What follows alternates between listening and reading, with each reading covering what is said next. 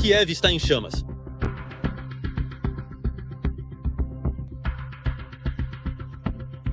A capital da Ucrânia está sem luz.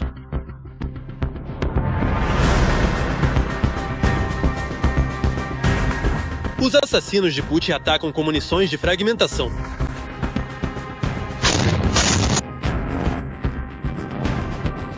No Donbas, um duto de amônia foi explodido. Como resposta, na Crimeia, o terminal de petróleo está pegando fogo pelo quarto dia.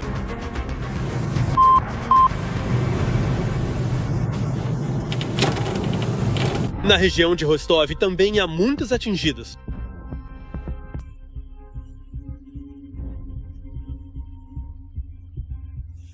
E os Estados Unidos estão prontos para fornecer a Kiev uma nova arma poderosa que pode mudar o rumo da guerra. Você sabe, eles podem literalmente causar danos sérios em qualquer lugar e a qualquer hora que escolhermos. A NATO agora derrubará drones russos nos céus da Europa. Voo para os céus da Aliança? Você cairá imediatamente.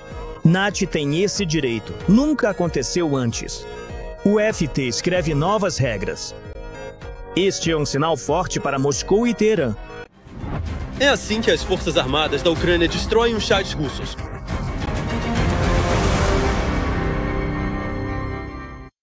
Serhiy Brashuk, porta-voz do Exército Voluntário Ucraniano. Em breve ele vai se juntar à nossa transmissão. Amigos, antes disso, quero que vocês não se esqueçam de doar para as forças de defesa da Ucrânia.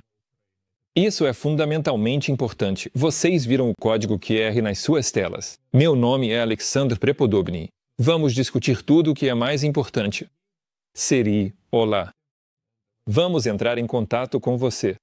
Glória à Ucrânia. E a todo o tema da defesa. Saudações. Glória aos heróis. Serhiy, o que aconteceu esta noite? Todos já sabem. Os russos estão atacando deliberadamente instalações de energia. Atacaram a usina hidrelétrica de Dnipro. Em Kiev, atacaram instalações de energia e em outras cidades da Ucrânia. Houve impactos em um prédio que fica bem no centro de Kiev. Eu vi quando apagavam fogo em um prédio onde 15 apartamentos estavam pegando fogo. Não sei como. Por um milagre, não houve vítimas, mas isso foi só por acaso. Conte para a gente, por favor, como pretendemos nos vingar. Na verdade, eu diria que não se trata exatamente de vingança, mas de ataques em resposta ao que a Federação Russa está fazendo em nosso território, travando uma guerra contra o Estado ucraniano. E aqui não se trata nem tanto do Estado. Estamos falando da nação ucraniana. Todos nós entendemos perfeitamente que esses ataques mais uma vez demonstram que a Rússia, como sempre em sua história, é adepta do genocídio de um povo ou de outro, neste caso, do povo ucraniano. Infelizmente, isso aconteceu com muita frequência ao longo da história. E, na verdade, esses ataques não são direcionados contra alvos militares, nem contra as forças de defesa, mas, acima de tudo, contra civis. Para, de fato, limpar o território, eles atacaram a capital, porque a capital de qualquer país, em tempos de guerra, é o principal alvo. Portanto, estamos falando das nossas grandes cidades. Isso é Dnipro, isso é Zaporizhzhia, isso é Odessa. Todas essas grandes cidades, em todas as regiões do nosso país, sem exceção, infelizmente, os mísseis russos já podem alcançar até a Europa, inclusive. Então, o desejo da Rússia de nos libertar de nós mesmos e do nosso território se encaixa totalmente naquele conceito de terrorismo que o Estado russo professa. E, na verdade, chegamos à questão do que fazer e como responder, consequentemente, ao blackout parcial em Belgorod PC2. Primeiro, é que nós temos essas possibilidades. Mas hoje, essa sua pergunta, eu dividiria, provavelmente, em duas partes. A primeira é emocional, algo que é inerente a cada um de nós, sem exceção, especialmente depois de bombardeios como esses. Aliás, a Rússia também segue aqui certas regras e simbolismos muito duvidosos, eu diria até bastante cruéis, quando exatamente 3 anos atrás, no dia 10 de outubro, a Rússia realizou o primeiro ataque, um ataque muito pesado contra a nossa infraestrutura. Então, na verdade, entendemos que aquela data não foi escolhida por acaso. Quando formos nós atacar, a Rússia não ficará sabendo desses ataques que não sentirão na própria pele. Então, Na verdade, essa é a parte emocional da questão. Todos nós queremos que o apagão aconteça, antes de tudo, na capital da Federação Russa, na cidade de Moscou e, consequentemente, em São Petersburgo. E nós entendemos perfeitamente que, de fato, se esses moscovitas sentirem na pele as maravilhas de um apagão, como dizem, vai ser de perder a cabeça. Eu não acredito em uma revolução russa, não acredito na mobilização das massas populares, mas que eles vão ficar assustados, com dor, ansiosos e, como se diz, vão correr de um lado para o outro e ficar agitados. Isso é certo. E isso, provavelmente, deveria ter sido feito. Por quê? Digo que deveria ter sido feito porque, na verdade, hoje existe uma prioridade, existe uma estratégia. E existe aquilo que realmente pode parar a guerra, e aquilo que influencia a capacidade da Federação Russa de conduzir essas ações militares, essas ações terroristas contra a Ucrânia. Estamos falando, antes de tudo, da destruição daquele recurso financeiro e econômico que existe na Federação Russa e, na verdade, hoje as perdas que a Rússia já começa a sentir com a paralisação ou dano, por exemplo, das refinarias de petróleo. É claro que isso não é apenas conversa, pois todos os dias vemos refinarias pegando fogo, vemos equipamentos valiosos sendo destruídos, equipamentos que hoje praticamente não se encontram no mundo, porque há sanções, não é possível trazê-los por causa das sanções. E o equipamento russo, nesse sentido, não serve para nada. E, na verdade, outros alvos, inclusive do complexo militar industrial, que são de importância crítica para o exército russo. Bom, aqui podemos lembrar, pelo menos, por exemplo, da fábrica de hélio de Orenburg, que é a única fábrica desse tipo na Federação Russa e fornece hélio, uma substância extremamente necessária para a aviação russa e para o setor espacial militar russo. Por isso, a Rússia sente essas perdas, como eu já disse, no âmbito financeiro e econômico. E isso é o que precisa ser feito daqui para frente. As emoções, sim, é preciso controlá-las e também é necessário mandá-las para Blackwood. Vou citar essas regiões. São Briansk, Belgorod, Kursk, a Cuba ucraniana temporariamente ocupada, o Krai de Krasnodar, Rostov, Stavropol e Volgogrado. Essas são as direções onde os Blackavuts, e estou falando especificamente dos Blackavuts, estão realizando ataques à infraestrutura energética, como estações, armários de relés nas ferrovias. Na verdade, a própria ferrovia, tudo isso são alvos militares, alvos legítimos. Então, na verdade, isso vai influenciar também a situação no campo de batalha. Não haverá transporte de pessoal, de munição, suprimentos, armamentos e assim por diante. E essa direção pode ser continuada depois e além, inclusive nos territórios ucranianos temporariamente ocupados. Quando uma parte das regiões temporariamente ocupadas de Zaporizhzhia ou Kherson fica sem energia, quem sofre com isso? Sim, a nossos compatriotas lá, nós pensamos neles. Nosso povo espera pelo retorno das forças de defesa da Ucrânia e vai esperar até que isso aconteça. Já para os ocupantes, isso cria um enorme problema, inclusive para as frentes de batalha. Por isso, as emoções são importantes, mas hoje estamos falando de razão fria e cabeça fria. Pois é, Alexander SYRSKY, como você mencionou, falou que 20% das refinarias russas de fato ou suspenderam temporariamente, ou até mesmo não temporariamente, suas operações. É preciso continuar atacando elas. Pergunta. A Polônia, ao que parece, apoia a ideia, na figura de Radoslaw Sikorski, de que é preciso fechar o espaço aéreo sobre a Ucrânia e criar um projeto conjunto. Mas eles argumentam que, como a Polônia é membro da OTAN, é necessário o consentimento de outros países.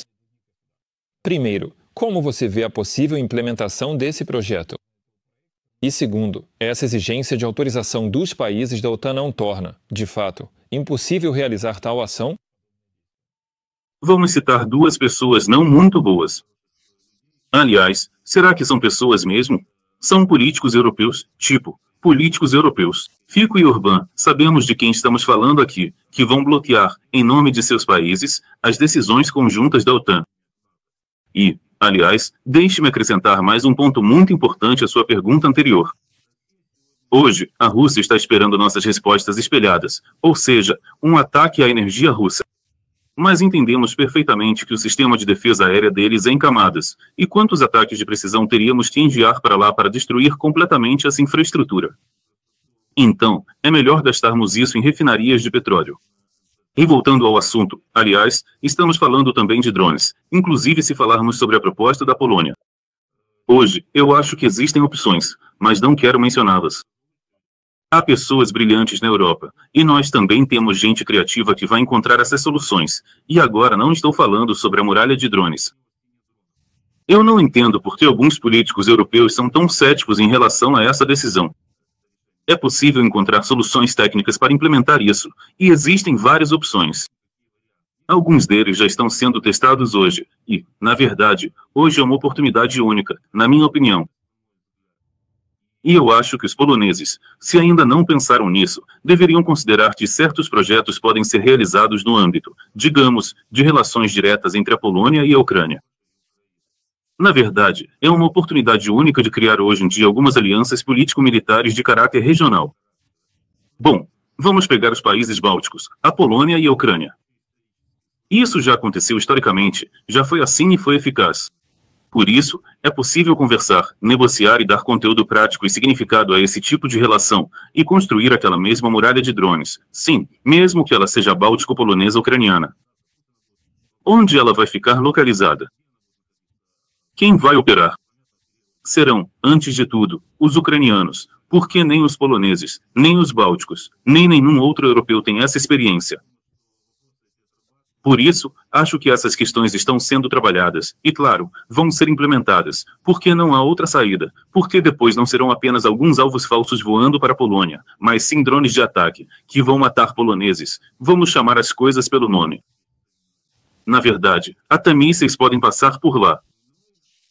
E, obviamente, existem possibilidades de implementar tudo isso e reduzir o potencial da Federação Russa. A Ucrânia deve receber da Rheinmetall sistemas de defesa aérea financiados por ativos russos congelados. A empresa alemã de armamentos anunciou que fará entregas adicionais de sistemas de defesa aérea Skyranger 35 no valor de 1 milhão de euros. O financiamento será feito com recursos provenientes de ativos russos congelados. Para ser sincero, esse valor de 1 milhão de euros me deixa muito confuso. Talvez tenha havido algum erro no artigo, mas isso parece muito, muito pouco. Mas, de qualquer forma, por favor, comente sobre isso. Eles informam que é uma instalação bastante móvel. Pode ser instalada, inclusive, em um tanque Leopard e consegue proteger uma área de 16 km². Isso nos ajuda agora a derrubar aquela quantidade de drones sobre mísseis. Claro, provavelmente nem vale a pena falar com esse sistema, que estão voando em direção às cidades ucranianas. Bom, sabe, na guerra acontece de tudo, e até pela nossa experiência, falam como é. Uma vez, uma metralhadora Browning derrubou um míssil de cruzeiro, então, tudo pode acontecer, sim, acertaram. Bom, é claro que para qualquer tipo de armamento deve haver uma resposta, armamento de ataque correspondente, meios de fogo que possam nos proteger. Na verdade, estamos dizendo que é preciso usar tudo o que temos, tudo o que pudermos conseguir com nossos aliados, tudo o que eles puderem nos fornecer, porque nosso sistema de defesa aérea deve ser, como é hoje, escalonado. Ou seja, existem os meios clássicos de defesa antiaérea, existem os sistemas portáteis, como, por exemplo, Eagle ou Stinger, existem grupos móveis de fogo, se estiverem armados com metralhadoras de grosso calibre, e também há os Gepard, por exemplo.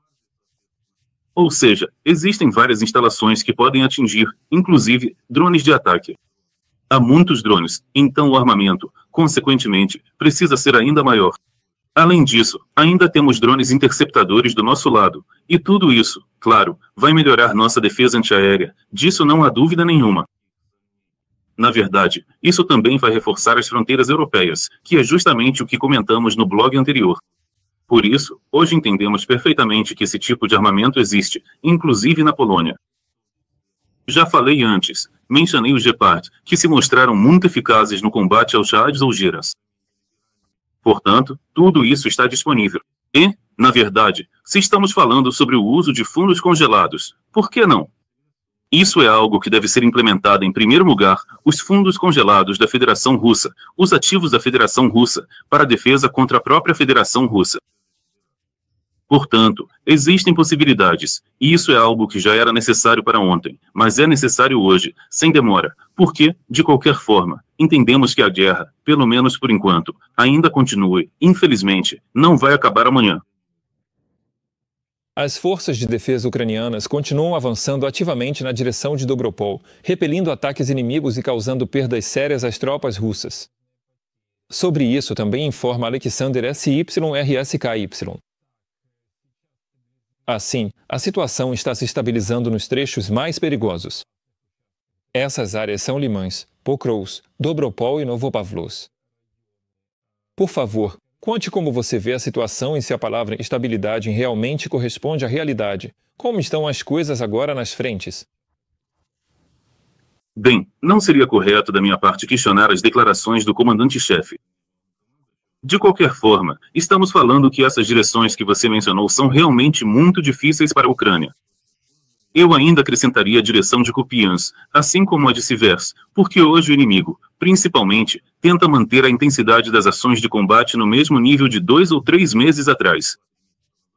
Lembramos que julho foi muito difícil para nós, agosto não foi menos pesado, e só em setembro conseguimos diminuir um pouco essa tensão.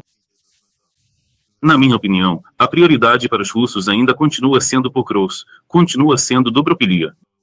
Mesmo nessa situação, que não é das melhores para eles, conseguiram, digamos assim, manter algumas posições até agora, e ainda conseguiram até tentar realizar alguns ataques ofensivos. Isso existe, por isso a situação também é muito complicada, embora aquele que estava no mapa, todos nós lembramos, se formou em Dobropilia, hoje já não se parece em nada com aquele, para dizer o mínimo. Por isso, os combates continuam lá, são combates brutais, que acontecem justamente por conta da limpeza e da libertação dos nossos territórios.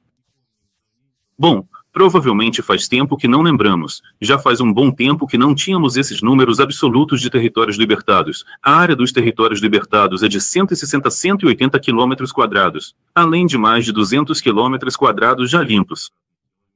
O ritmo de avanço do inimigo diminuiu um pouco, mas os russos estão trazendo o máximo de reforços possível, inclusive na direção de Dobropilia.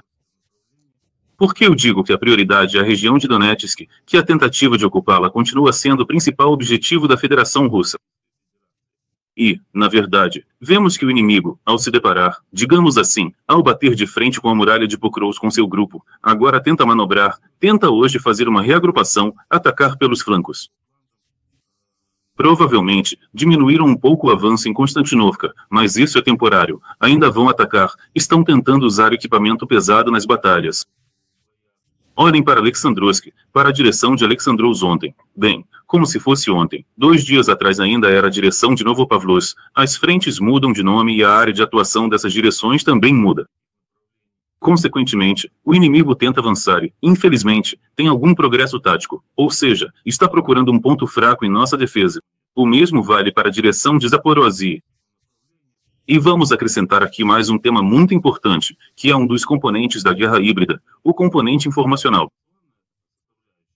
E a declaração do chefe do chamado Estado-Maior-Geral da chamada Federação Russa, Gerasimov. Afinal, ele falou sobre uma ofensiva em Zaporozhye, ele fala sobre a região de Dnipropetrovsk. E, antes de tudo, essa é uma mensagem informacional, talvez nem tanto para o público interno russo, mas também para a comunidade internacional, mostrando que o exército russo hoje, vejam só, tem planos grandiosos e está pronto para avançar.